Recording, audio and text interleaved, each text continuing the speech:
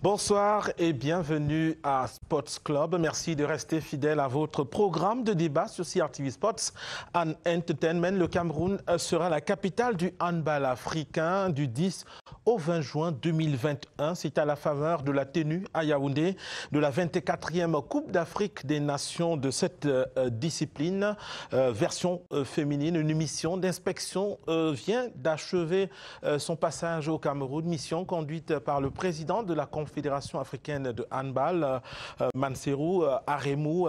On interroge ce soir la capacité organisationnelle du Cameroun en matière de handball, cette discipline qui n'est pas autant nantie que le football. Et puis en deuxième partie de cette émission, partie débat, on s'arrêtera sur les Lions indomptables qui achèvent leur étape de qualification pour la Coupe d'Afrique des Nations, même si les Lions indomptables sont qualifiés du fait d'être pays organisateur.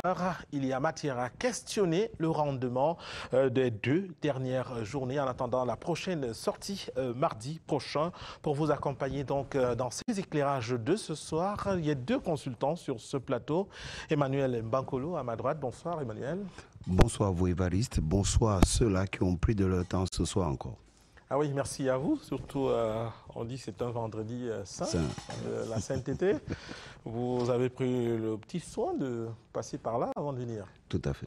Merci. Sando Lomtiti à ma gauche, bonsoir à vous. Bonsoir Évariste. Merci d'avoir honoré l'invitation. Vendredi saint avec un peu de sport. Oui, merci de m'avoir convoqué, parce qu'en sport, on n'invite pas les joueurs, on les convoque. Comment vous avez fait pour rallier les deux? En fait, on a toujours le temps pour ce qu'on aime. Hein. Donc, il faut rendre à César ce qui est à César et à Dieu ce qui est à Dieu. Donc, voilà. il fallait servir le Seigneur et il nous reste un peu. C'est bien entendu cette fois-là. Et d'abord, la première partie de cette émission, la pause actu, juste après ceci. COVID-19 is a reality and it's killing. Let us accept the new changes in our lifestyle. Do not be part of the propagation. Let us respect the measures put in place by the government to protect ourselves as well as those around us. Violation of these directives is punishable.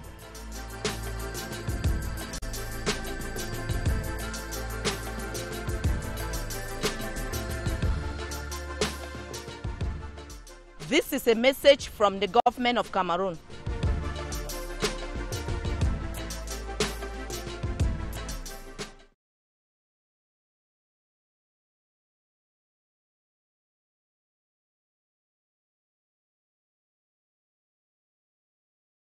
Partie consacrée donc à parcourir quelques sujets majeurs de cette actualité. On s'arrête d'abord en Elite One, le championnat de première division organisé par la Fédération camerounaise de football.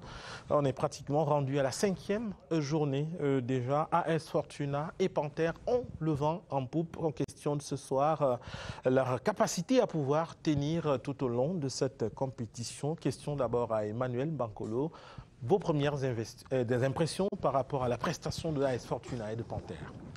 Il faut dire simplement qu'elles ne surprennent pas, ces prestations-là. Elles ne surprennent pas, il faut revoir les tout derniers championnats. La Panthère, on l'a vu lorsqu'elle était en Ligue 2, comment est-ce qu'elle a procédé pour pouvoir remonter. C'est vrai aussi qu'il a fallu bien l'arrivée aussi à la tête de cette équipe de son PCA, M. Famawa, qui est arrivé, qui a essayé de booster autant qu'il pouvait en termes sur les plans financiers et même sur le choix au niveau de l'administration et de ceux qui doivent pouvoir tenir, je voulais dire, l'espace technique, donc le banc de touche.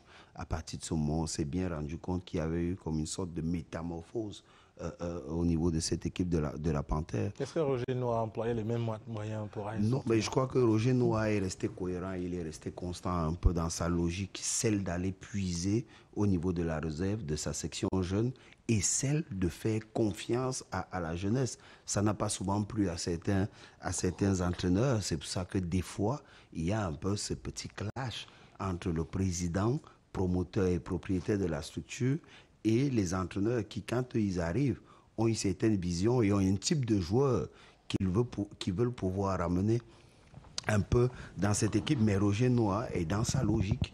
Il faut pouvoir faire confiance aux jeunes, il faut pouvoir permettre aux jeunes de passer simplement d'un cap à l'autre. Et ça lui réussit sur ce début de saison. On peut retenir deux éléments. Donc, pour ce qui est de la Panthère, c'est parce qu'il y a un nouveau manager qui arrive avec une vision nouvelle, une façon managériale qui est un peu différente, en plus de l'appui financier, l'accompagnement financier qui est là.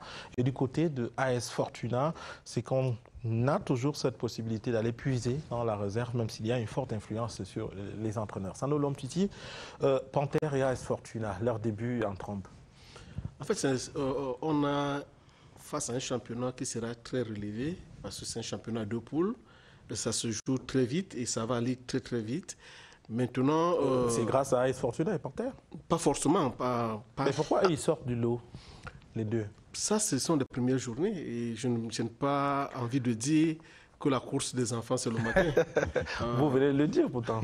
Parce qu'on se souvient que dans la première formule de championnat à deux poules, Renaissance de Ngoumou était premier de sa poule, champion de la phase aller. À la fin du championnat, Renaissance a été relégué en Ligue 2. Donc, il faudrait gagner les matchs importants et rester concentré. Maintenant, pour ce qui est de AS Fortuna, c'est une équipe comme APGS, comme bien d'autres qui font confiance à la jeunesse. Quand vous regardez le nombre de joueurs que AS Fortuna parvient à mettre hors du pays, même si ce n'est pas forcément dans les championnats relevés, ça veut dire qu'il y a de la qualité. Donc, maintenant, je salue l'organisation du championnat par la Fédération camerounaise de football. Quand vous essayez de regarder comment la programmation est faite, comment les choses sont suivies. Au départ, on n'était pas rassuré. Ça, il faudrait qu'on se le dise, compte tenu du bruit qu'il y a tout autour du... Mais c'est un autre débat. Là-bas, on reste sur la percée de AS Fortuna et Panthère. Justement, ce que je dis, c'est-à-dire on n'était pas rassuré. Mais il y a eu un championnat quand même. Il y a un tournoi qui a été organisé par notre confrère de Bipanda Info, qui a permis de comprendre que AS Fortuna... C'était une initiative privée. Également. On reste, oui, on va rester sur AS Fortuna tout au long et de Panthère. Qu'est-ce qui explique leurs bons résultats? Je voudrais donc dire par là que tout au long de ce tournoi, vous avez eu AS Fortuna qui s'est bien exprimé, qui est resté constant, qui a livré beaucoup de matchs amicaux. Donc, arrivé à ce niveau, AS Fortuna a déjà beaucoup de matchs dans les jambes, contrairement à plusieurs autres équipes qui n'ont pas participé à cette compétition. Il y a d'autres. Oui, mais d'autres équipes qui ont participé. Mais AS Fortuna a pris part à d'autres compétitions. C'est la compétition organisée par François Ngoumou, qui est aussi privée, et d'autres matchs amicaux organisés dans la région du centre. Donc je dis que pendant un temps, AS Fortuna était en jambes. Et ils sont en train de montrer ce dont ils sont capables. Maintenant, attendons de voir de l'autre côté. Vous avez des équipes comme Union de Douala, vous avez Coton Sport de Garoua, qui n'a pas encore dit son dernier mot, vous avez PW de Baminda. Donc c'est pourquoi je dis, ce championnat sera relevé. Disons souhaitons bon vent à Fortuna et à la Panthère Djindé. Je reviens vers vous tout à l'heure, mais de vous, on retient néanmoins qu'il y a une bonne préparation en ce qui concerne AS Fortuna et Panthère. Vous appuyez cela en disant que c'est parce que ces équipes ont participé à plus d'une compétition qui ont servi de galop d'essai. Donc les joueurs ont beaucoup de matchs dans les jambes. Emmanuel Bonkolo, en même temps, il a évoqué un aspect gagner les matchs les plus importants pour avancer. Visiblement, Panthère a reçu ce coup en battant Coton Sport.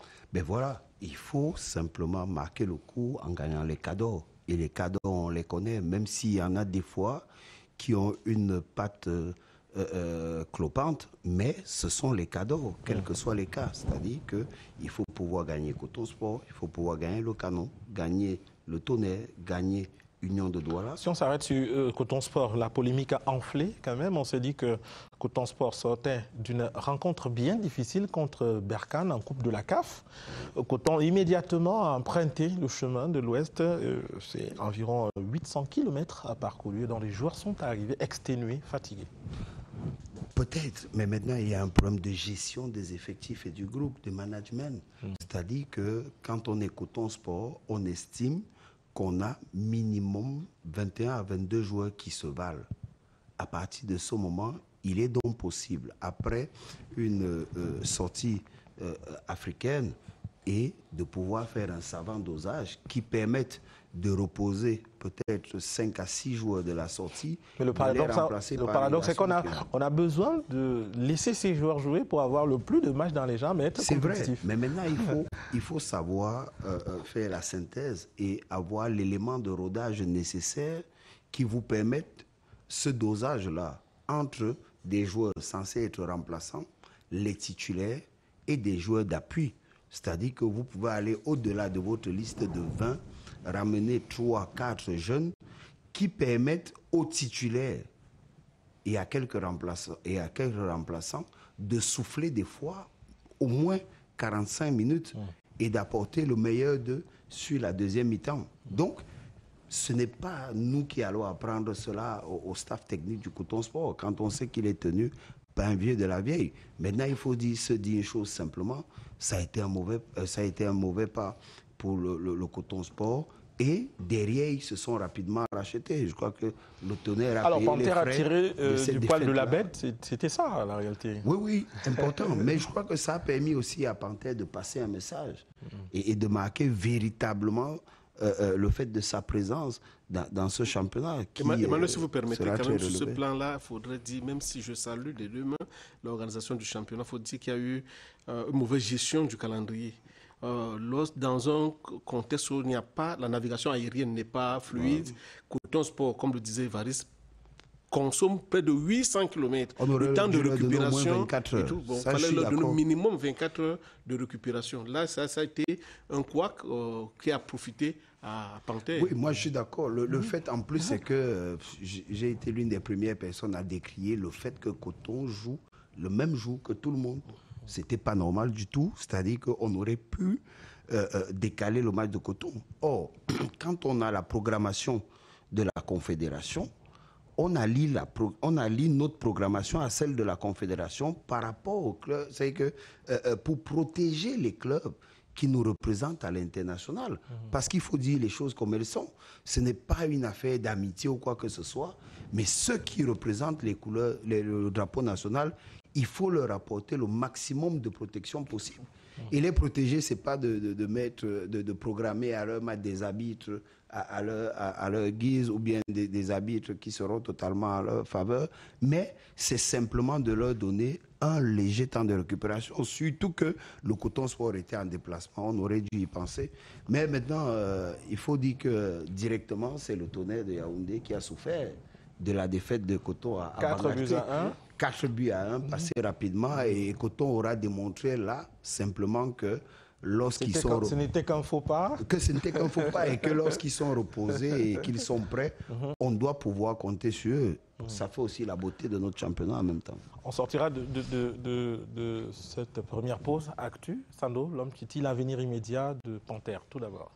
Le Panthère a marqué a sécurisé sa zone, comme on dit. Donc, c'est une équipe sur laquelle on peut compter pour ce championnat. À défaut d'être championne, elle sera dans les équipes de tête de poule. Ça, au moins, on a la certitude quand on regarde la qualité de joueurs, quand on regarde l'organisation de l'équipe. Mais je dis... on se prononce trop tôt. Avec ce que je vois dans les autres équipes, APGS et autres. D'accord. C'est trop tôt pour tirer des conclusions, trop tôt aussi pour peut-être voir ce qui est possible à AS Fortuna pour maintenir le cap. Bon, je ne sais pas si c'est trop tôt, mais je crois que selon le nombre de journées, il y a pratiquement un bilan à mi-parcours, c'est-à-dire tout au moins pour la phase aller, parce que je crois que c'est 9 journées. 9 journées pour la phase aller. Pour la phase aller. Donc on est à la 5e journée, c'est mi-parcours des phases aller et on essaye déjà de voir. Mais je crois que quand on voit ce que dégagent ces équipes-là et la constitution de ces équipes, on peut déjà quand même faire une projection sur tout au moins ce à quoi pourrait ressembler la phase aller. Mais en même temps, on sait aussi qu'il y a des équipes qui ont des joueurs d'expérience et qu'il y a des équipes qui fonctionnent tel un moteur diesel. C'est-à-dire que si vous suivez mon regard, vous allez voir qu'on pense un peu à certaines équipes dans la région du littoral, comme New Star, comme Union de Douala. On sait que ces équipes-là ont en leur sein des joueurs, pour certains qui sont jeunes, mais qui ont l'expérience et la maturité dans la compétition. Pour d'autres, des équipes qui ont des garçons qui, certains ont 12 ans déjà de première division dans les jambes, d'autres 10, donc savent à suffisance comment gérer, du champ, comment gérer ces affaires. Mais il y a un piège, c'est-à-dire qu'on n'est pas dans la formule habituelle, on est dans une formule où chaque match, il faut pouvoir se faire des points, parce que ça va déjà d'abord très vite, et il y a moins de journées. Après, il va falloir retomber encore attaquer les playoffs, mais il faut pouvoir faire partie d'un quota d'équipe pour pouvoir penser à être dans celle qu'on va récupérer. Et c'est à ce moment que vous arrivez à douter de la capacité d'AS Fortuna à tenir? Non, justement. Justement, c'est là où ces équipes peuvent marquer le point. Pourquoi? Parce qu'elles sont jeunes et que la qualité de leurs joueurs et la jeunesse de leurs joueurs peuvent leur permettre, dans un certain enthousiasme, dans une certaine euphorie, de pouvoir justement passer ce cap.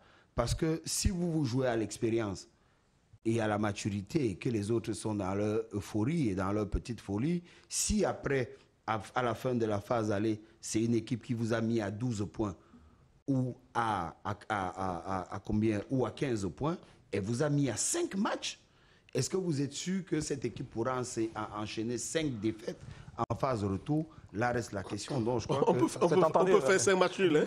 Ça aussi. Justement, Sando, j'en venais à vous pour sortir de ces sujets. Est-ce que la formule du championnat, c'est elle qui est favorable à Panthère et à AS Fortuna? Est-ce que c'est elle qui amène à ce que l'on se retrouve avec des équipes, je ne vais pas dire celles qui n'étaient pas attendues? Non, ce n'est pas la formule, c'est l'organisation des équipes. Et maintenant, AS Fortuna et Panthère profitent tout simplement, mais les deux équipes ont une bonne organisation pour le moment. Vous dites que ce sont les équipes les mieux organisées pour le moment? Pas les mieux organisées, mais il y a aussi le facteur chance. C'est-à-dire, quand vous essayez de regarder une équipe comme... il y a tout là-dedans.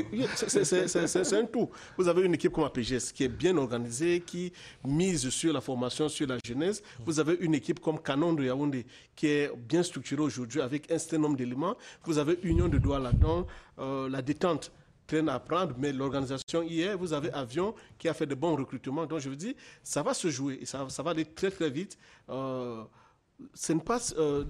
dit souvent que ce n'est pas celui qui transpire le plus qui danse le mieux. Ça, on peut bien commencer le championnat et mal le terminer. Ce n'est pas ce que je souhaite aux uns ou aux autres. Vous avez une équipe comme UMS de Loum avec notre ami Nkedje Donné, où beaucoup de joueurs sont contrôlés positifs à la Covid.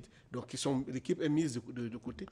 Qu'est-ce qui sera fait quand l'équipe va reprendre le championnat? C'est autant de choses, c'est autant d'incertitudes pour lesquelles on ne pourra pas apporter des réponses. Mais je dis bien que le championnat, tel que c'est lancé, nous aurons des bons arguments pour pouvoir le retransmettre comme on le fait ici à la CRTV Sport et d'inviter les gens à être concentrés parce qu'il y aura beaucoup de joueurs, beaucoup de derby à suivre. On vient de refermer cette page de l'Elite One, mais on reste avec un club de ce championnat, Coton Sport, mais cette fois en prenant une dimension internationale. Coton Sport engagé donc en Coupe d'Afrique des clubs, la Coupe de la Confédération de la CAF. L'équipe joue dimanche prochain contre Napstar, la dernière équipe de cette poule, dernière avec un point seulement, alors que Coton Sport occupe la deuxième position, 3 unités, grâce à sa victoire à la récente sortie contre RS Berkane. La JS Kabylie reste leader avec 4 points. Que peut Coton Sport dans ce groupe, Emmanuel Wankoulou? Dans ce groupe, tout est possible pour Coton Sport. Et si on veut être un peu sérieux, j'ai vu pratiquement toutes les équipes de ce groupe évoluer. Ce n'est pas parce que je suis Camerounais, loin d'un chauvinisme que ce soit. Coton Sport, pour moi, est la meilleure équipe de ce groupe.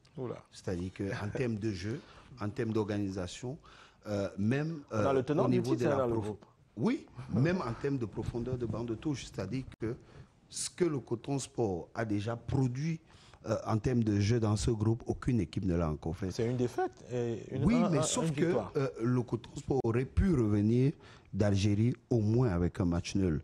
Et je crois qu'il y a eu un problème de naïveté un peu. Ouais, le but encaissé à la dernière minute. Voilà, de la part du secteur défensif de Coton Sport sur ce but pris à la dernière minute. Mais après... Il faut peut-être dire à propos, pour vous permettre d'avancer, que d'ailleurs l'entraîneur de cette équipe, Souleymane Aboubakar, avait fait une sortie dans laquelle il décriait un peu l'arbitrage, le choix du trio de ce jour-là. C'était des arbitres qui sont tous presque pros de la même zone que leur adversaire. Oui, ils se demandaient pourquoi on n'avait pas choisi les arbitres d'une autre partie de l'Afrique et puis que cela se ressentait un peu au moment de diriger la partie. Oui, mais Évariste, vous savez que vous avez déjà, ça fait au moins 10 ans que vous êtes au commentaire et au suivi de ces compétitions africaines-là. Il faut simplement qu'Abouaka se dise que tout le temps, il le verra. C'est-à-dire que jamais vous n'aurez une équipe de la partie nord de l'Afrique qui jouera et que vous ayez des arbitres qui viennent de l'Afrique subsaharienne. Surtout une équipe de la partie nord de l'Afrique qui reçoit, qui accueille son match à domicile. Jamais, c'est que faut pas se leurrer, ça n'arrivera pas. Donc à partir de ce moment, il faut compter simplement sur son jeu. Et moi je dis, le Coton Sport a eu une très belle réponse du côté de Garoua face au tenant du titre. Et quand on a vu ce match, on s'est bien rendu compte que si du côté du Coton Sport, on continue de garder les garçons dans de très bonnes dispositions, si du côté du Coton Sport, on continue de croire et de faire de cette compétition un élément important par rapport à la saison, il est possible pour Coton Sport d'aller le plus loin possible. Déjà, si vous prenez, vous vous rendez bien compte que Coton Sport a le meilleur secteur défensif, tout au moins de sa poule, dans la compétition, et que sur le plan de... C'est un but encaissé, 2 marqués. Voilà, sur le plan de l'attaque, c'est aussi une équipe qui a bien répondu jusqu'ici. Donc, moi, Coton Sport, il faut pouvoir compter sur eux. Et la suite, pour le Coton dans la compétition, leur appartient. C'est-à-dire le simple fait de croire et chaque fois de mettre loin de soi le fait qu'on joue une équipe d'Afrique du Nord. Il faut simplement se dire qu'on joue un adversaire qu'il faut pouvoir gagner. Sandol, Titi, Coton Sport dans ce groupe qui occupe la 2e position, juste derrière la JS Kabylie. Est-ce qu'il y a des fortes chances de pouvoir se qualifier? Oui, je fais mien les propos de Manuel Bankolo quand on essaie de voir les statistiques. Vous dites carrément ce qu'il a dit. Pas forcément, mais je dis sur le plan défensif, vous allez voir quand même qu'en 2 matchs, encaissé un but. Et quel but? Bon, ça veut dire qu'il y a quelque chose à retenir de ce côté-là. 2 buts marqués. Maintenant, le problème, ce sera au niveau de la sérénité de l'équipe. Éviter de douter, éviter d'admirer les autres adversaires. Mais en Zambie, est-ce qu'il y a lieu de douter? C'est la dernière équipe de la poule. Non, en Zambie, ce n'est pas le Camerounais qui parle, c'est l'observateur. Je pense que Coton Sport de Garoua a des arguments nécessaires pour rentrer avec les 3 points, au pire des cas, avec un seul point. Donc, c'est contre Napsa Star, oui, c'est la meilleure équipe en Zambie en ce moment. Mais on dit peut-être que le Coton sera le plus de chances de pouvoir remporter ce match. Mais attention, à la dernière journée, c'est Napsa qui a mené la JS Kabylie. Oui, mais là également, nous retenons que vous parlez de la meilleure équipe de la Zambie, laquelle Zambie sera absente pour la CAN, avec l'essentiel de joueurs venant de toutes ces équipes-là. Mais représenter à la Coupe de la CAF.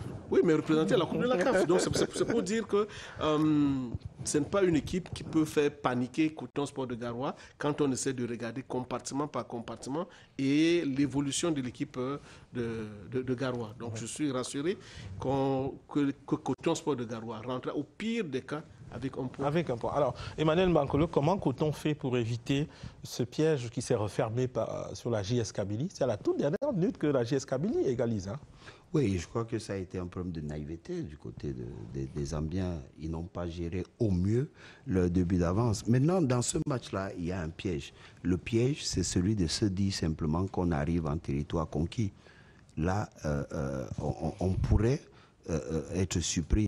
Donc, côté Coton Sport, il faut remettre les pendules à zéro, se dire simplement qu'on doit se préparer doublement ou encore mieux que la préparation qu'on avait eue pour le match contre le RS Berkane Pourquoi? Parce que ces équipes-là, ce type d'équipe-là, quel que soit le cas, ils sont aussi motivés tout au moins par ce point qu'ils ont pris à la JS, et à partir de ce moment, cela leur donne de croire qu'ils peuvent encore... Ils peuvent gagner les autres adversaires aussi. Donc, à partir de ce moment, côté Coton Sport, on doit être prudent. Je crois que on peut aussi compter sur le coach Abouakar, parce que toutefois qu'il est à l'extérieur, il est toujours observateur, au moins le premier quart d'heure, et après il déroule. Donc, je ne pense pas qu'il sera question pour Coton Sport d'essayer d'aller rapidement à l'abordage et essayer simplement d'en finir. Je crois qu'il va falloir prendre le temps d'observer un peu et après de dérouler derrière. Maintenant, quel que soit les cas sur le papier, joueur par joueur, compartiment par compartiment, Coton Sport est 2 crans au-dessus, mais il faut pouvoir consolider tout cela en y mettant beaucoup de sérénité, le respect de l'adversaire et maintenant le développement de son jeu. Moi, le milieu de terrain de Coton Sport avec les Béné et les Tchente, c'est un très beau milieu de terrain. Et surtout, ils ont la chance d'avoir Béné dans la forme qu'il a en ce moment. En plus, ils ont un attaquant en ce moment qui a du feu quand même au niveau des jambes, à Raina, qui est but sur but, et ça fait du bien quand même à une équipe. 2 derniers avis sur cet aspect sur cette actualité, mais sur un autre aspect. Le Coton Sport va jouer 2 rencontres encore à Garoua. Il devra recevoir JS Kabylie et puis recevoir Napsta. C'est peut-être un avantage Oui, c'est un avantage pour Coton Sport de Garoua. C'est Coton Sport et son encadrement technique tirent le meilleur du match en Zambie. Donc, il faudra, je dis bien, rentrer avec tout au moins 1 point. C'est la pire des choses. Mais l'idéal est de ramener 3 points. Pardon? L'idéal est de ramener 3 points. L'idéal, c'est avec les arguments que l'équipe a, l'équipe peut ramener légitimement les 3 points. Et auquel cas, comment négocier les 2 derniers matchs à Garoua? Et négocier les 2 derniers matchs de Garoua, parce qu'il y a une sortie au Maroc. Oui, par la concentration déjà, par le respect de l'adversaire, mais pas la panique. Parce que, bon, déjà, Coton Sport devra se mettre en tête que l'équipe de la GSK est prenable.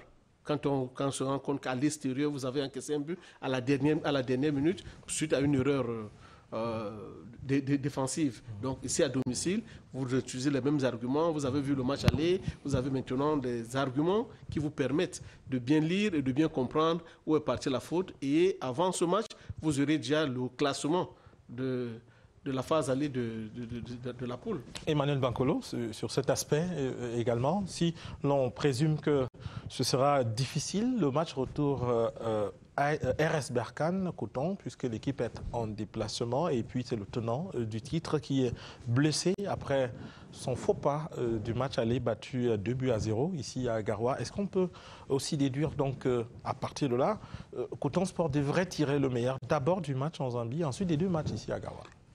Oui, effectivement. Pourquoi? Parce que Coton Sport, sur ses 3 prochains matchs, joue minimum 7 points, maximum 9 points. Donc, potentiellement, Coton peut jouer les 9 points. Alors, ça va dépendre du Coton Sport. Et si Coton Sport prend même le minimum de 7 points, ça veut dire que le Coton Sport, en se déplaçant du côté de Berkane, se déplace à 10 points. Et ça, c'est important. C'est déjà l'assurance d'une qualification. Et c'est un élément qui motive. Parce que quand vous allez jouer simplement l'assurance ou vous allez jouer la tête de la poule. Donc moi, voilà les 2 caps et les 2 éléments que Coton doit avoir à l'esprit. Mais tel que c'est vu et tel que c'est fait, potentiellement, Coton doit pouvoir jouer les 9 points. Merci à vous pour ces lectures de l'actualité en Elite One et puis Coton Sport engagé en Coupe de la Confédération, la Coupe 2, la CAF. De cette première partie de cette émission consacrée à la pause actu, place dès à présent au débat du jour. Juste après ceci.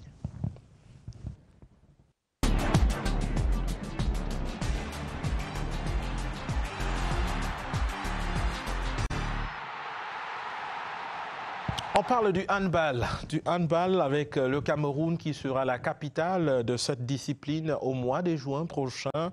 Le Cameroun qui va donc abriter la 24e édition de la Coupe d'Afrique des Nations de handball senior version féminine. Le tirage au sort a eu lieu. C'était hier encore au studio 1 du centre de production de la CRTV. En baladeux, nous vous proposons tout d'abord de revivre les moments forts de ce tirage au sort.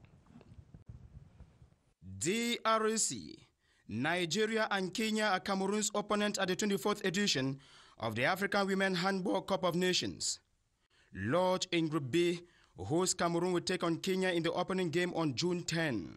In a draw ceremony attended by officials of the African Handball Confederation, the most crowned nation of the tournament, Angola with 13 trophies will rub shoulders with Congo, Algeria and Cape Verde in Group C. The mascot of the tournament is Lioness Nyango, an appellation derived from the Douala language. I chose the Group B because we have one team like RDC. We can win easy than Angola or Senegal. Kenya has not a level like Angola, RDC or Senegal. Sport Minister Professor Narcisse Molekambi and the President of the African Handball Confederation, Dr. Mansour Aremu, have held the organization of such competition in Cameroon. The tournament will take place from June 10 to 20, 2021. The winner of the converted trophy will qualify for the World Cup in Spain. Voilà donc, c'était pour planter le décor. Messieurs, vous avez vécu cette cérémonie. Quelles sont les images que vous avez retenues? Déjà d'abord, première image pour moi, la présence du ministre des Sports à cette cérémonie-là. Je crois que ça démontre du sérieux qu'il porte à l'ensemble de son mouvement sportif. C'est une Coupe d'Afrique des Nations. Fédérations, oui. Et c'est pour cela, je dis que le fait qu'il ait marqué de sa présence le déroulement de la cérémonie, c'est important. Ça veut dire simplement, vous imaginez qu'au-dessus de lui, il y en a aussi qui suivaient en direct. Et ça veut simplement dire de l'importance que le Cameroun accorde à l'ensemble de son mouvement sportif et à ses associations, ses fédérations. Maintenant, l'autre élément aussi, c'est ce qui ressort de là. Le fait de ce qu'on doit se dire côté sélection nationale du Cameroun, qu'on joue la qualification pour l'Espagne. Et être qualifié pour une Coupe du Monde, c'est toujours important. Autant pour les administratifs, les entraîneurs que pour les athlètes. C'est donc finalement important pour la nation de savoir qu'on peut être présent au plus haut et au plus grand des rendez-vous parlant de la discipline. C'est-à-dire qu'une Coupe du Monde, c'est très important. Je crois pour ma part qu'aujourd'hui, on est encore dans les derniers réglages, on est dans la mise des petits plats dans les grands pour pouvoir offrir à l'Afrique du handball le meilleur de ce que le Cameroun puisse avoir. Sandro Lomtiti, quelles ont été pour vous les images saillantes de ce tirage au sort? Déjà, l'organisation de l'événement par la CRTV, ça ne ferait pas du mal de faire son cocorico. J'étais à l'édition et je vous ai vu, vous autres, à l'œuvre. Ça s'est bien passé, c'était millimétré et ça a commencé à temps, c'est fini à temps. On se disait, est-ce qu'il y aura des couacs? Moi, en tant qu'observateur, je n'ai pas vu. Ça, c'est le premier élément. Le deuxième élément, j'ai été saisi par les propos du ministre, par le propos du président de la Confédération africaine de hand par rapport à l'apport du Cameroun dans l'organisation des événements sportifs. Et il a salué, après avoir visité les infrastructures sportives, hôtelières et hospitalières, il a salué l'implication du gouvernement camerounais, ce qui n'est plus à démontrer, comme le disait Emmanuel. Bon, maintenant, on a vu des représentants du corps diplomatique qui sont venus et qui, de l'autre côté, également représentaient leur pays respectif. On a senti l'implication des uns et des autres. Autre élément à saluer maintenant, c'est la chance qu'on pourra avoir de voir le Cameroun se qualifier pour la Coupe du Monde. Parce qu'en fait, c'était avant 8 pays. Aujourd'hui, c'était 10. Aujourd'hui, c'est 12. Donc, ça veut dire que en y ajoutant 7 pays émergents, le Cameroun a la chance d'être parmi les 4 pays retenus pour pouvoir se qualifier. Et ça nous ramène donc à des grands souvenirs de ce pays qui a existé dans le handball africain. Et donc, pour moi, c'est rassurant sur bien de points. Vous me donnez l'occasion de rappeler la constitution du groupe du Cameroun. Lui qui figure dans la poule B, c'est la République démocratique du Congo. Le Cameroun, évidemment, en deuxième position. Le Nigeria et puis le Kenya. Ici, on a l'impression que le Cameroun a toutes les possibilités de tirer son épingle du jeu parce qu'il n'y a pas de foudre de guerre dans ce groupe. Il n'y a pas de foudre de guerre, mais il faut dire que de plus en plus, le handball kenyan se compose et se sent au mieux. À partir de ce moment, il va falloir faire attention à cette équipe-là. La RDC a démontré quelques velléités de par ses clubs en compétition africaine, mais je ne pense pas qu'elle soit au niveau quand même déjà de pouvoir inquiéter le Cameroun. Bon, maintenant, le Nigeria, vous savez que quelle que soit la discipline, c'est toujours un débit. Alors, à partir de ce moment, attention. Mais moi, l'équipe pour laquelle je demanderais au staff et aux Camerounais de faire attention, c'est le Kenya. Alors, petit fait, ce sont les avantages d'être pays organisateur. Vous avez bien suivi le déroulement de ce tirage au sort. C'est le pays organisateur qui choisit son propre groupe. Oui. Et le Cameroun évite soigneusement le groupe A et le groupe C. Pourquoi? En fait, moi, si j'avais été à la place des encadreurs de la Fédération camerounaise de hand, j'aurais choisi le groupe de l'Angola. Parce qu'à ce niveau-là, on se serait dit qu'on serait tout au moins deuxième. C'est une défaite déjà. Oui. On serait deuxième pour continuer. Emmanuel, n'oublions pas que lors de la dernière CAN, c'est le Congo qui a éliminé le Cameroun. Donc le Congo n'est pas un fait-valoir. Là, il s'agit du Congo, de Brazzaville. Cette fois-ci, c'est la République. Non, là, c'est la RDC. Donc je dis, c'est un Congo qui a éliminé le Cameroun. Et il faudrait donc rester très, très vigilant par rapport à cette... Alors, vous auriez préféré l'Angola à la RDC? Oui, je préfère l'Angola parce qu'en fait, dans ce groupe-là, le Cameroun allait directement jouer la deuxième place. Et je pense que le Cameroun a des arguments pour jouer la deuxième place dans ce groupe. Mais de ce côté-ci, l'Angola qui a remporté ce titre 13 fois sur 23, parce que la 24e édition ne s'était pas encore jouée, 13 sur 23, ça veut dire que c'est un pays, à gauche ou à droite, le danger peut être là. Donc, Emmanuel Makol, ma prochaine question va peut-être vous contrarier, vous contredire par rapport à ce que vous souteniez tout à l'heure. Vous avez dit le Kenya, c'était peut-être l'adversaire à craindre le plus dans ce groupe. Alors, autre faveur accordée au pays organisateur, le Cameroun, c'est le choix de son adversaire du match d'ouverture. Et le Cameroun choisit le Kenya. Oui, justement. Pourquoi? Parce que je crois que au niveau du banc camerounais, du staff camerounais, parce qu'ils ont vu les clubs kenyans, ils ont vu aujourd'hui un peu la montée en puissance du Kenya. Du coup, ils préfèrent démarrer avec l'équipe qui leur pose à l'esprit le plus de problèmes. Et c'est intelligent. Et c'est intelligent de le faire. Pourquoi? Parce que si vous démarrez, par exemple, avec la RDC, et que vous leur passez un savon, ça peut simplement ramener vos garçons, vos filles, à aller dormir sur leur laurier. Emmanuel Omtiti, est-ce que ce n'était pas aussi une façon plutôt d'entrer une négociation, de négocier une entrée en douce dans la compétition? C'est ce que je voudrais dire, parce qu'en fait, Emmanuel, l'équipe du Kenya est largement prenable.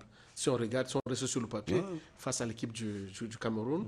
Donc le Cameroun a voulu faire une entrée en remportant son premier match. C'est la plus incertaine pour notre staff. Non, en fait, le staff a suivi et quand nous qui étions ici, on suivait le tirage au sort, quand on s'est rendu compte que le Cameroun dans la poule du Kenya, en studio là-bas, nous sommes dit, tranquille. À la rédaction, on a dit que le Cameroun va prendre le Kenya. Et le Cameroun a pris le Kenya.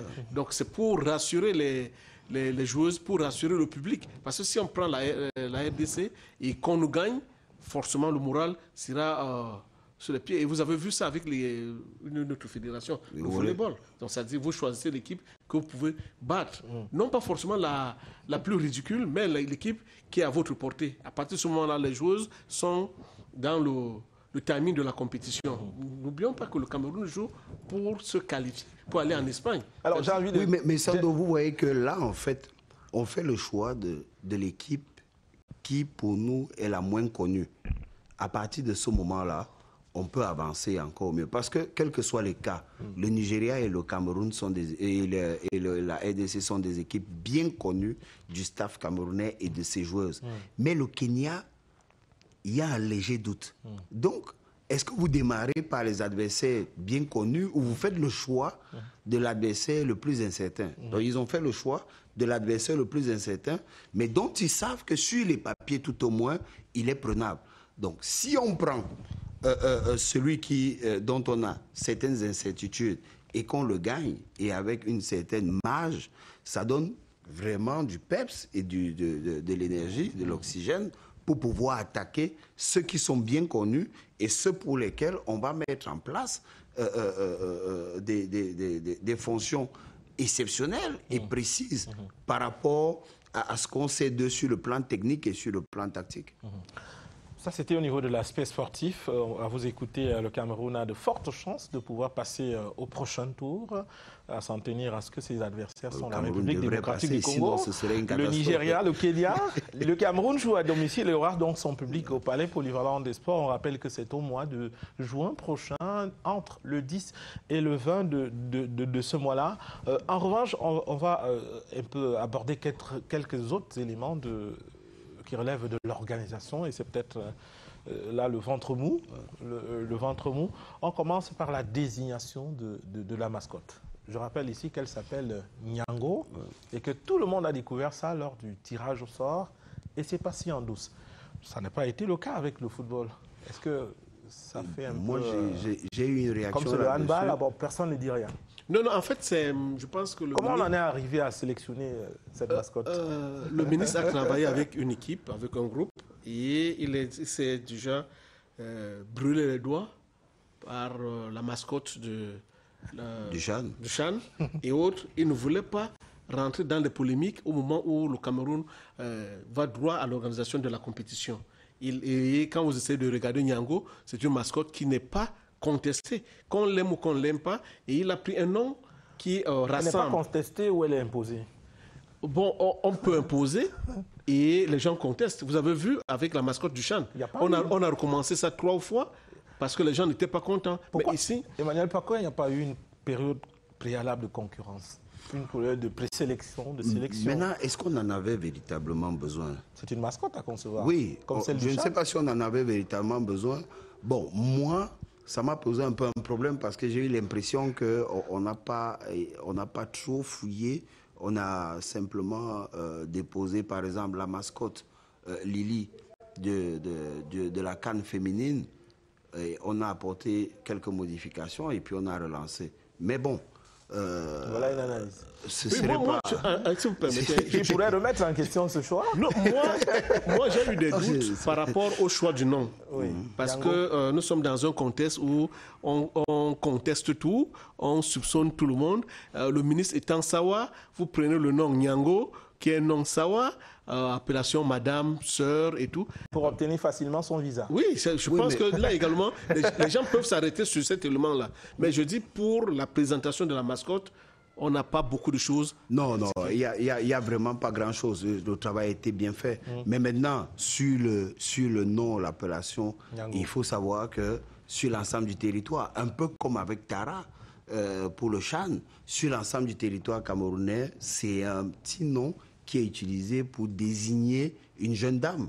Oui, c'est-à-dire que vous soyez du nord, de l'extrême nord, du littoral ou quoi, c'est une appellation affective pour désigner une jeune dame. Une jeune dame. Et donc, cela en rapport avec maintenant, le type de la compétition. Voilà, on parle d'une compétition de handball féminin. Donc, à partir de ce moment, je crois que ça passe. Mais moi, je dis simplement que la cérémonie de la mascotte par rapport à la Fédération camerounaise de hand, c'est que par rapport à la compétition, doit nous donner des leçons. On doit comprendre donc qu'on n'a pas besoin souvent d'un certain type de ramdam pour pouvoir arriver à quelque chose qui puisse rassembler tout le monde. Alors, donc je crois que prochainement... Le ramdam dont parle Emmanuel Bankolo ici, c'est celui qui a été suscité au moment de sélectionner la mascotte du Chan. Mais le ramdam est né du fait qu'on a lancé un concours national. Pourquoi il n'y a pas eu de concours national cette fois-ci? C'était pour éviter le Ramdam? Emmanuel, également, Évariste, je voudrais dire, il y a des moments où on sait où aller chercher les meilleurs. Voilà. Si on vous demande d'aller recruter les meilleurs entraîneurs, vous allez regarder à gauche, à droite, vous saurez que ici, vous demandez même à la DTN, je prends tel. Donc, malheureusement, pour ceux qui pourraient contester, on a organisé la CAN féminine, on a organisé le CHAN, et le ministre a pu tirer à partir de ce moment-là le meilleur enseignement possible pour pouvoir dire ok, je veux aller vite, voici la mascotte, enfin voici les experts que je vais solliciter pour que le travail soit le moins contesté possible. Je dis bien que ce n'est pas parce qu'on a organisé un acte démocratique qu'on aura forcément le meilleur rendu. On peut venir, j'ai mon événement, je dis, OK, Évariste Yenga, vous venez le présenter. Parce que je sais qui est Évariste Yenga, je peux prendre tel joueur. Je veux dire, le ministre a pris le risque, et c'est un risque positif, quant à la qualité du travail qui a été rendu. Alors, la mascotte, on l'appelle, s'appelle Nyango. Vous la verrez avec davantage de détails à l'approche de cette compétition, parce que Nyango fera un tour de ville également, ville de Yaoundé, la ville hôte de cette compétition. Autre aspect lié à l'organisation, ce sont les infrastructures sportives spécialisées de handball. Vous avez suivi la prise de parole du président de cette fédération, Raymond Bita, lui qui trahissait une confidence des inspecteurs de la CAB, la Confédération africaine de handball, qui était en séjour au Cameroun, dirigée par le président de cette confédération. Eh bien, cette confidence, c'était le Cameroun n'a pas suffisamment d'infrastructures spécialisées de handball. C'est un problème. Il faut dire les choses comme elles sont. Est-ce qu'on a besoin d'avoir une infrastructure spécialisée de handball? Je n'en suis pas si sûr. Quand on fait le tour des autres pays qui ont déjà accueilli la compétition, vous n'avez pas un dôme spécialisé de handball, même dans un pays comme l'Angola. D'accord? Ça se joue au niveau des gymnases. Et il y en a dans certains pays où on a joué cette compétition dans des gymnases simplifiés qui sont au niveau de celui de l'École nationale des travaux publics. Il n'en existait pratiquement pas. Non, il a dit il y en a, mais c'est insuffisant. Enfin, insuffisant, si on peut aller plus loin, oui, on peut retenir qu'il n'y a pas assez d'infrastructures sur le plan de l'entraînement. Parce que le palais polyvalent des sports suffit pour organiser la compétition. Maintenant, quel est le calendrier des entraînements équipe après équipe, pôle après pôle.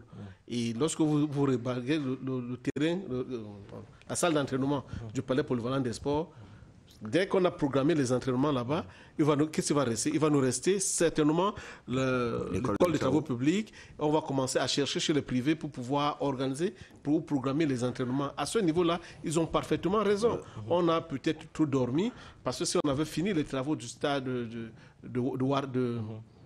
l'Omnisport, du gymnase de sport, je pense que ce problème ne se poserait pas. Je crois que c'est raison pour laquelle, juste après la cérémonie, il y a eu justement cette mission-là, du côté de l'Omnisport, et je crois du côté de Douala aussi. Pour essayer de trouver une solution de relais. Emmanuel, tout à l'heure, permettre d'y arriver. Emmanuel, tout à l'heure, ne voyait pas un impact d'avoir un déficit d'infrastructures spécialisées dans une discipline, mais il y en a.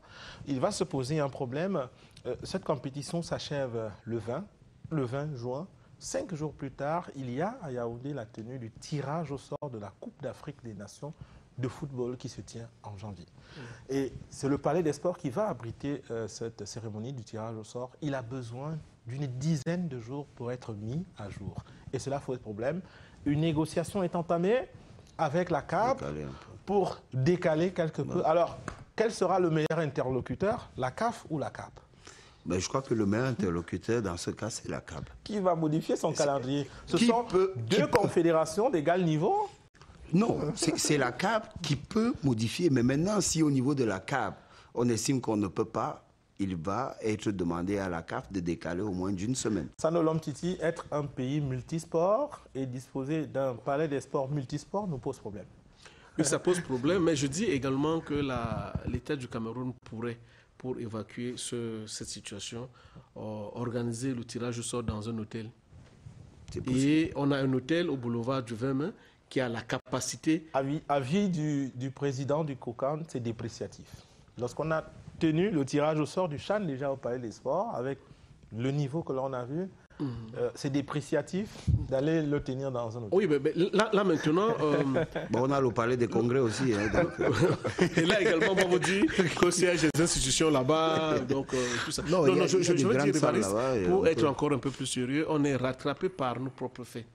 Vous allez dire que Sando aime rentrer dans l'histoire. Il vous souvient qu'au lendemain de la Coupe du Monde de 90, un ministre avait fait détruire le stadium de Madagascar, qui était le temple du handball. Pour un coût de 310 millions, rien n'est sorti de là. Donc ça veut dire que si on devait couvrir ce temple-là. Si on avait multiplié ce genre d'infrastructures, on n'en serait pas là. Est-ce qu'il répondrait aux canons actuels? Oui. Il y a eu des aménagements. Combien de fois a-t-on aménagé le stade Omnisport de Yaoundé? On vient d'aménager le stade de Bépanda.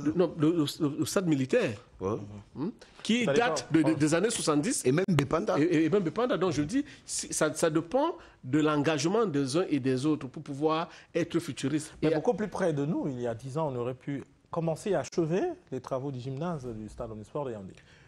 Du gymnase, oui. Justement, en fait, le problème du gymnase de l'Omnisport, c'est qu'on n'a pas véritablement cogné sur la tête des gens qui ont géré.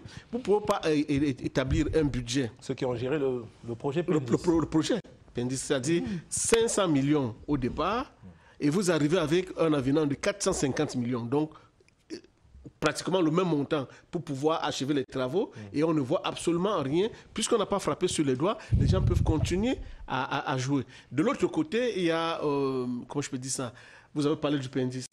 Ce programme qui date des années lointaines, qui devait permettre au Cameroun ou aux 10 régions d'avoir des mini-palais de sport. C'est son financement qui a permis de commencer. Justement. Et donc, je dis, on devait encourager même l'activité privée.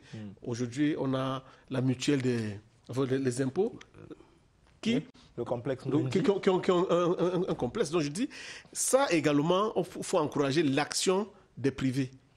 À se construire des infrastructures sportives qui permettront au Cameroun demain d'organiser des compétitions et d'être à l'abri des désagréments comme ce qu'on risque de vivre là. Et la Fédération camerounaise de volleyball qui achève son gymnase au mois de juin prochain, c'est au collège Johnston. On vient de sortir du handball, on a bien regretté ces insuffisances au niveau des infrastructures. Il y a du grain à moudre. On reste dans une discipline sportive, le football, avec l'Afrique qui attend le dernier qualifié pour pouvoir jouer la première Coupe d'Afrique des Nations à 24 pays qu'abritera le Cameroun en janvier prochain, février de l'année prochaine. Mais déjà, il y a 23 pays qualifiés.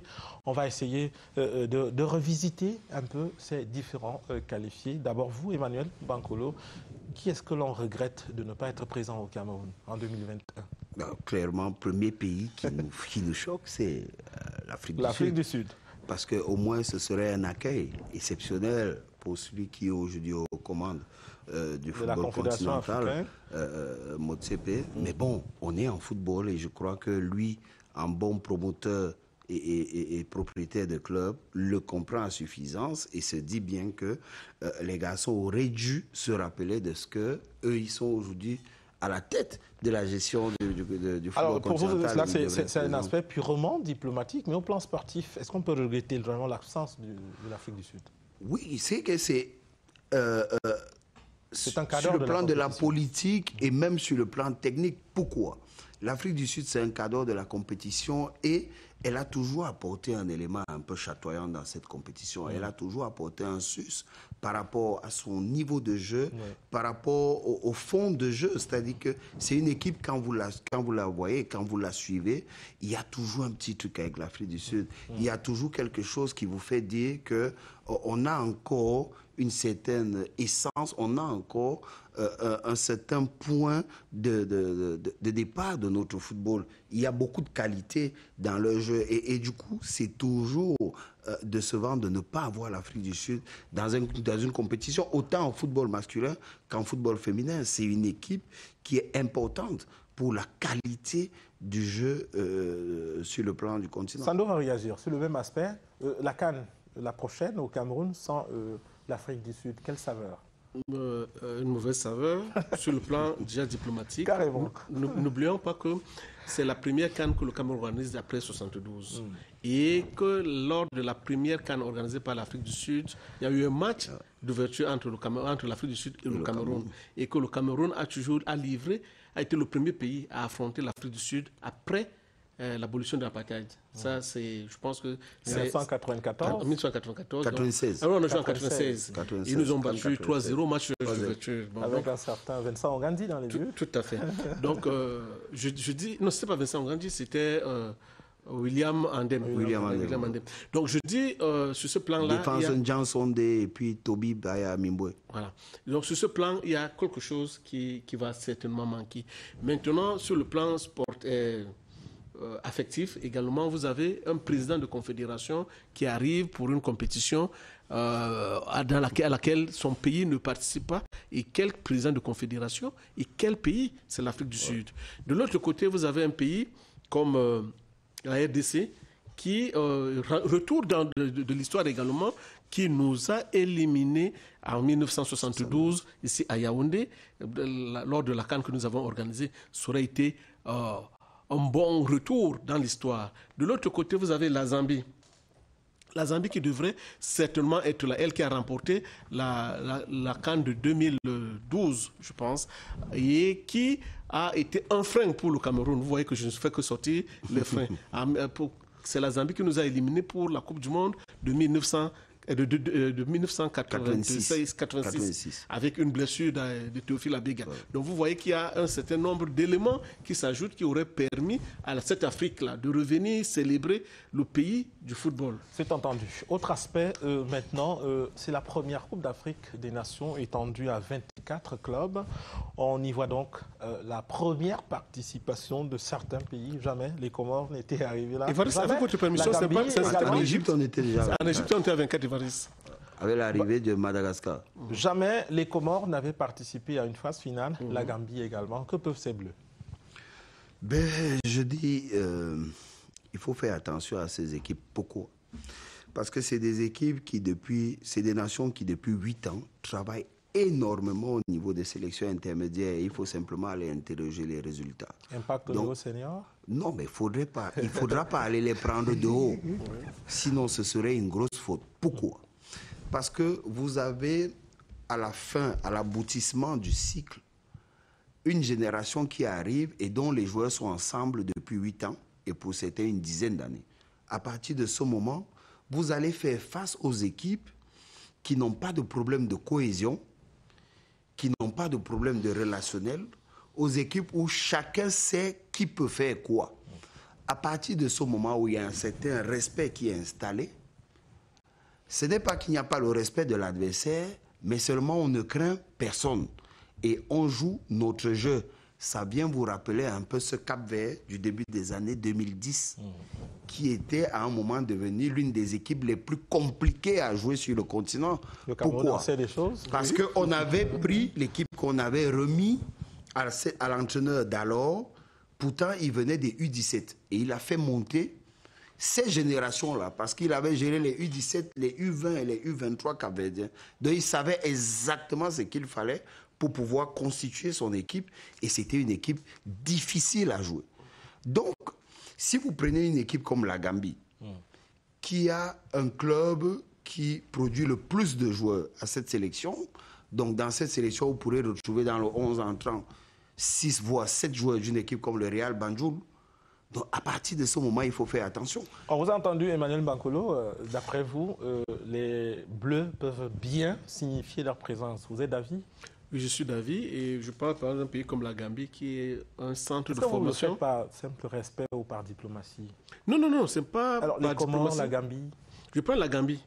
À côté de l'Égypte, de l'Algérie, tenant du titre, du Cameroun, si on regarde récemment en Europe, Je ne sais pas quel est le pays qui a battu l'Allemagne. La Macédoine. Et l'Allemagne est troisième dans cette a battu l'Allemagne en Allemagne. Ça fait une surprise. Voilà, donc vous voyez que le football a une certaine logique. Lorsque les joueurs ont l'habitude de jouer ensemble et qu'il y a des automatismes, lorsqu'ils se respectent, il y a beaucoup de choses qui se passent. Et Emmanuel a bien fait de parler de la formation. Quand vous regardez la Gambie, qui est devenue un grand centre de formation, de formation pour les pays européens qui, au jour d'aujourd'hui, il y a lieu de respecter cette équipe. Et maintenant, vous parlez des Bleus, il y a un pays qui s'est qualifié pour la première fois. La Mauritanie. Pour la première fois, c'est la Guinée équatoriale. Oui. Parce que les autres fois, la Guinée équatoriale s'est qualifiée parce qu'elle était pays organisateur. Et donc, également de ce côté-là, le football est développé. On va dire qu'ils importent les joueurs, mais le football est développé. On va voir ce que ça va produire. Alors, messieurs, on a 2 minutes pour sortir de ce débat. Et là, on sort par la maison. Le Cameroun qui donne un mauvais signal. D'abord battu dans son déplacement à Praia contre le Cap-Vert. Le Cameroun a perdu cette rencontre. Et puis, tout récemment, également, c'est un résultat nul que le pays a servi. C'est pas une bonne note, ça. Sportivement, ce n'est pas une bonne note. Quels que soient les cas, personne ne peut être content de voir les conditions dans lesquelles on a perdu. Il y a des conditions qui peuvent encore excuser Praia, mais ce qu'on a vu à Douala, c'est un peu embêtant, surtout de la part des garçons.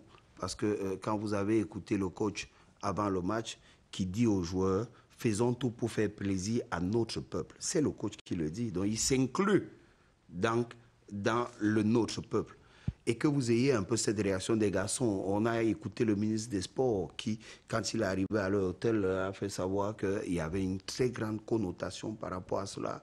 Les infrastructures, quand le chef d'État les a pensées, c'était justement pour ces sélections nationales et pour son fleuron que la sélection a, et que c'était leur première sortie du côté de Japoma. Donc, il fallait faire plaisir à tous ces Camerounais qui se retrouveront sur l'ensemble du monde. Ça n'a pas été le cas. Ça n'a pas été le cas. Une autre mais je dis un appel à beaucoup de lucidité de la part des fans comme nous sommes et un appel à beaucoup de prise de conscience de la part des joueurs. Il faut qu'ils comprennent. Prise de conscience, est-ce qu'il n'est pas temps déjà d'y aller? Voilà une première contre-performance, une deuxième contre-performance. On est à 9 mois de la compétition. La sélection camerounaise ne rassure pas. Elle ne rassure pas. Je pense que l'entraîneur a essayé d'injecter de nouveaux joueurs. Pour cette phase éliminatoire, l'entraîneur a utilisé 35 joueurs. C'était des matchs juste pour... C'était des sessions expérimentales? Oui, en fait, on a reproché qu'on n'injecte pas de nouveaux joueurs. Pour le dernier match, par exemple, on a pris 4 ou 5 joueurs qui étaient au champ. Ça montre la volonté de nouvelles, de découvrir et tout. Maintenant, les joueurs ne sont pas à la hauteur. Ça facilite la tâche à l'entraîneur d'aller chercher ailleurs. Vous avez dit tel est bon, je l'ai amené. Ce n'était pas à moi de jouer en ces lieux et places. Il n'a pas plusieurs de ces joueurs ont souvent été défendus à grand renfort de publicité dans les médias. Mais le résultat sur le terrain... Oui, le résultat n'est pas là. En fait, c'est ce qu'il faut décrier. Et maintenant, c'est pourquoi je dis que ça facilite la tâche à l'entraîneur. Ça, c'est de l'autre côté, l'entraîneur, comment je peux dire ça, devrait fouiller vraiment et aller chercher même les binationaux qui ont la volonté de venir jouer. Je pense que c'est ce qu'il fait déjà de fouiller. On a bien dit que c'était 2 sessions expérimentales. On a vu beaucoup de nouveaux visages. C'est un signe de ce qu'il est en train de fouiller déjà. Emmanuel Bankolo, c'est pour terminer par vous. Comment on explique cette crise des résultats, cette crise de génie? Je crois qu'il faut revenir simplement à certaines options. On a d'abord eu un problème avec notre championnat, le football local, parce que c'est celui-là qui stimule même les professionnels. Par conséquent... Ils sont pour la plupart des joueurs professionnels. J'ai dit, toutefois que vous avez les joueurs locaux qui sont à un bon niveau, je vous dis, ça stimule les professionnels parce qu'ils savent que la concurrence... Et donc, on peut sortir avec une proposition et je crois que... il y a un travail qui est fait là-dessus, de voir comment est-ce qu'on pourrait mettre de manière constante la sélection locale, peut-être les A', de concert avec le coach, de manière constante en stage. C'est que même si une fois tous les 2 mois ou tous les mois, ils sont regroupés 8 jours ou 10 jours, c'est important. Pourquoi?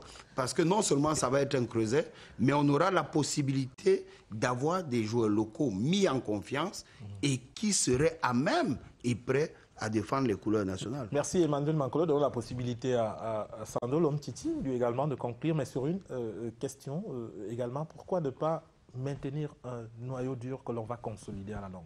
Je pense que le noyau est là et il sera consolidé. Et vous avez à l'entrée encore la chance. Il y a le tirage au sort de la Coupe du Monde qui a été fait. Les prochains matchs, c'est dans le mois de juin. Au mois de juin. Donc l'entraîneur, avant la CAN, aura la possibilité de rôder les effectifs pour pouvoir sortir la meilleure équipe possible pour éviter 1972. Messieurs, on n'ira pas au-delà. Je voudrais vous remercier particulièrement pour avoir fait le déplacement si tard au studio 3 de CRTV Sports and Entertainment pour cette autre émission d'actualité. On prend rendez-vous la semaine prochaine. Au revoir.